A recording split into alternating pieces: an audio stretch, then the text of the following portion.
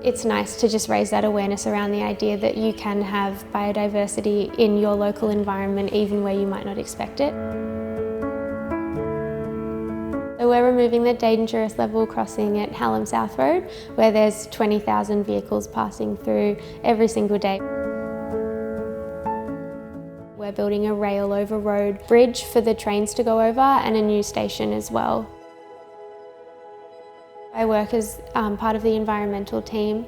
We do routine water quality monitoring upstream and downstream of our project site.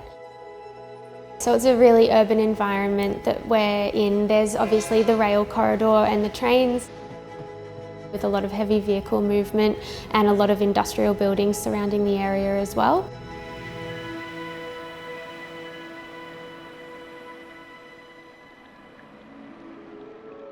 We found out that the Dwarf Galaxias are everywhere in through the southeast. So they're recognised as an important species for the region. We received the ecology report back from our ecologist. It outlined that we did have the Dwarf Galaxias in the rail corridor. We've got a little pocket of fish down here in the drain, so we need to look after them. We did further investigations to determine exactly where these fish were living. That came with a lot of challenges. It took me on a really big journey of learning a lot more about where species can live in these urban environments and how they can thrive, and how we can work as a project to improve that habitat and avoid this so that we've got a stronghold for this community.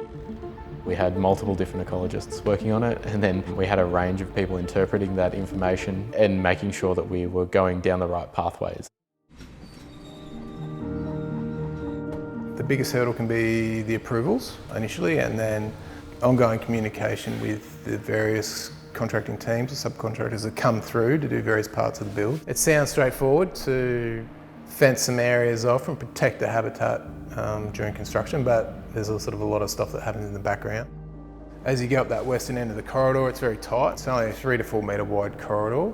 We've got to work in there, we've got services and things to go through there, and it's our access route as well for building the west embankment, so it is tight. So that was certainly a challenge to be able to do that.